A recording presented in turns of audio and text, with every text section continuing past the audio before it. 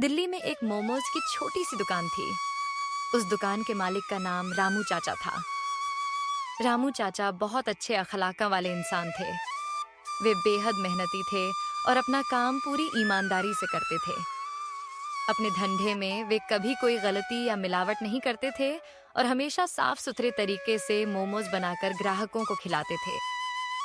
और भाई साहब और बहन जी और बच्चों आओ सब और गरम गरम टेस्टी टेस्टी मोमोज खाओ और अपने घर वालों को भी खिलाओ। इसी तरह रामू चाचा ने बहुत मेहनत करते थे और मजेदार टेस्टी मोमोज बनाते रहे। एक दिन एक गरीब माँ दुकान के पास आई। उसे देखकर रामू चाचा ने पूछा, बोलिए बहन जी, मोमोज कौन सा चाहिए? चिकन वाला चाहिए, ये वेजिटेबल वाला, फ्राइड वाला चाहिए या स्टीम का चाहिए, बताओ।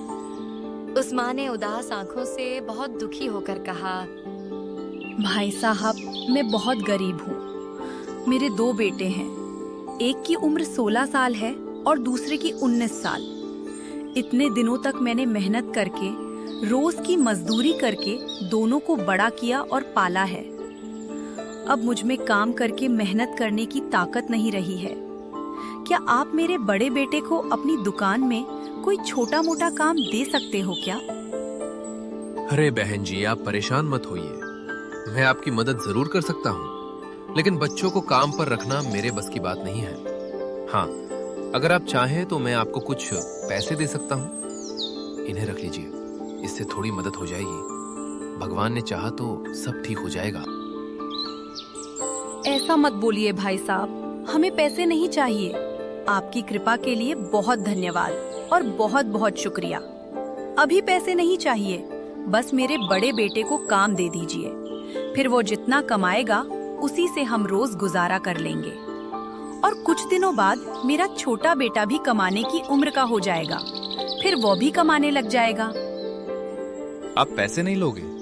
मुझे ऐसा लग रहा है कि आप मेहनत करके कमाई हुई रोजी से ही खाना खाना चाहती हो। तो ठीक है, मैं आपके बेटे को काम पर रख लूंगा और उसे दिन का मेहनताना भी दूंगा। आप अपने बेटे से कहना कि वो कल से दुकान पर आ जाए। बहन जी, आपके लड़के का नाम क्या है? भाई साहब, आपको बहुत बहुत धन्यवाद। मेरे बड़े बेटे का नाम आरव है और छोटे बेटे का नाम सौरभ है। मैं आरव को कल से ठीक समय पर दुकान पर भेज दूंगा। इस तरह रामू चाचा ने बात स्वीकार कर ली। माँ बहुत खुशी के साथ घर पहुंची और अपने बेटे से, बेटा आरव, कल से जो मोमोज की दुकान वाले रामू चाचा है ना, उनकी दुकान में मैंने तेरे लिए काम की बात की है। तू कल से वहाँ जाना बेटा, और सच्चाई से, ईमानदारी के साथ काम करना। आरव ने माँ की बात मान ली। सुबह होते ही वह मोमोज की दुकान पर पहुंच गया। आओ बेटा आरव, दुकान में अच्छे से काम करना। तू मेरे बेटे जैसा है। ईमानदारी से काम करना और अपनी माँ और भाई का अच्छे से ख्याल रखना। हाँ चाचा, मैं अच्छे से काम करूंगा। देखना, मैं ईमानदारी से धंधा करूंगा और जल्दी जल्दी सारा काम सीख लूंगा। इस तरह वह बहुत जल्दी काम सीख जाता है। एक दिन एक दादाजी दुकान पर आते हैं और आरव के बारे में इस तरह बात करते हैं। अरे रामू, ये लड़का तो बहुत अच्छे से काम करता है ना। ग्राहकों से भी बड़े प्यार और सम्मान से बात करता है। हाँ दादाजी, लड़का बहुत मेहनती है। इसने काम भी अच्छे से सीख लिया है। मुझे इस पर गर्व है। अब तो ये अकेला ही दुकान संभाल लेता है और मुझे इस पर पूरा भरोसा है। मैं निश्चिंत होकर दुकान इसे सौंपकर घर जाकर आराम भी कर सकता हूँ। रामू चाचा के भरोसे पर आरव ने मेहनत से काम किया और दुकान का नाम रोशन किया। कुछ साल बाद जब उसका छोटा भाई सौरभ 19 साल का हुआ, तो आरव ने रामू चाचा से बात की। चाचा जी, माँ ने आपसे पूछने को कहा है कि क्या मेरे छोटे भाई के लिए भी यहाँ काम मिल सकता है? अरे आरव बेटा, अभी कुछ दिन के लिए बुला लूंगा। थोड़ा समय जाने दो, फिर देखेंगे।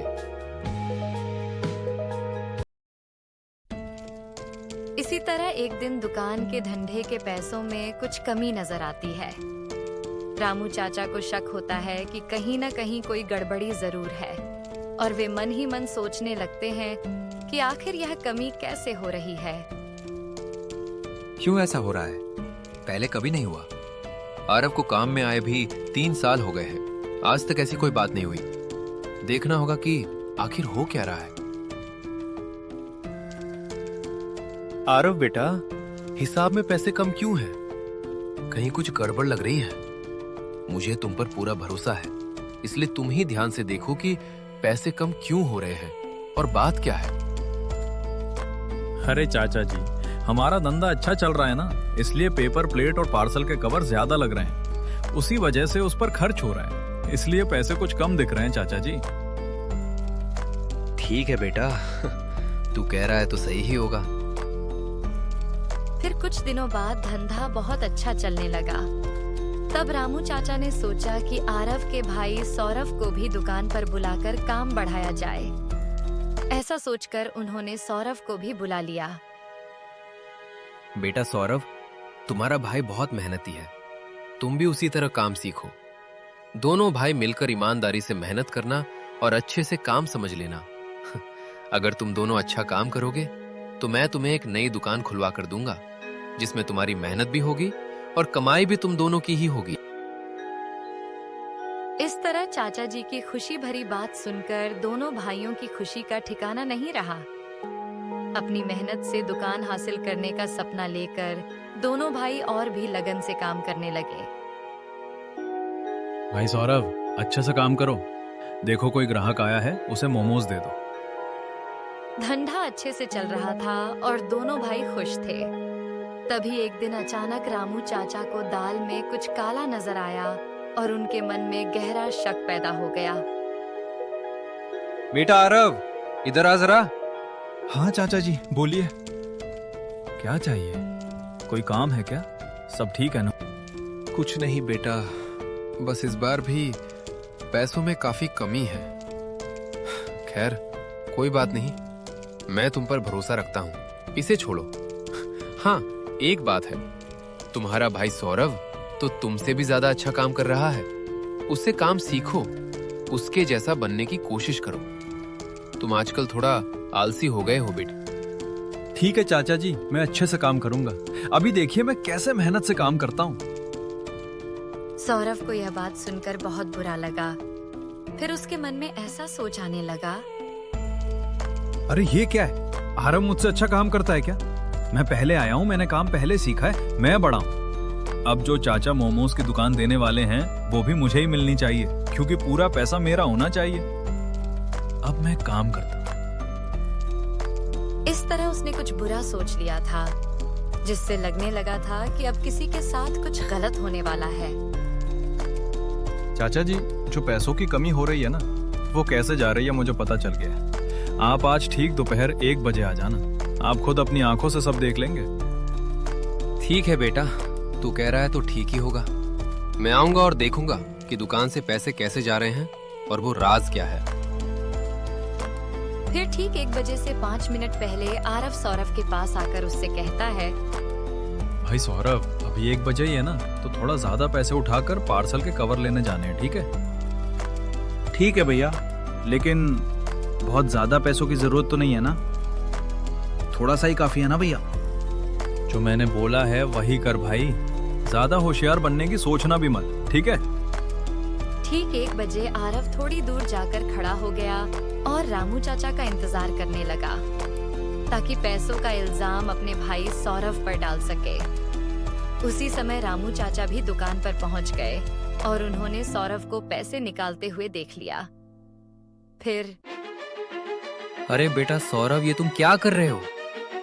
मैंने तुम पर भरोसा करके अपना धंधा और पैसे छोड़ कर गया था और तुम पैसे उठा रहे हो।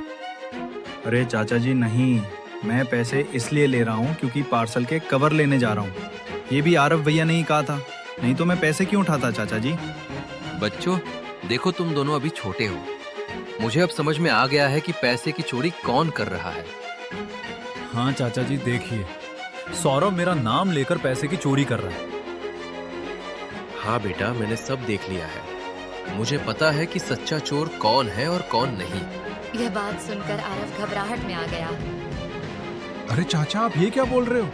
क्या आपको सच में पता है? चाचा जी, मैंने चोरी नहीं की है, मैं सच बोल रहा हूँ। अरे बेटा सौरभ, तूने चोरी नहीं की है, ये मुझे पता है। चोरी तो आरव ने की थी।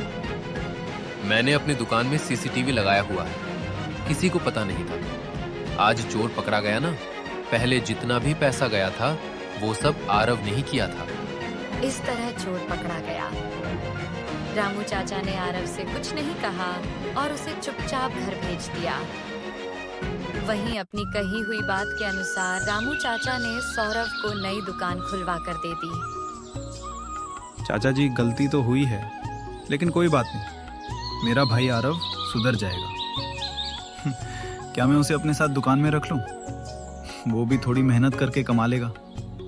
बेटा सौरभ, अब वो तुम्हारी दुकान है, तुम्हारी मर्जी है। हाँ, मुझे भी पूरा यकीन है कि वो सुधर जाएगा। फिर आरव को अपनी गलती का एहसास हुआ। दोनों भाई मिलकर मेहनत करने लगे और माँ भी बहुत खुश हुई। सौरभ जैसे भाई हर घर में हो और रामू चाचा जैसे चाचा इस समाज में हो तो एक इंसान से ही घर का माहौल ही नहीं बल्कि पूरा गांव भी बदल सकता है।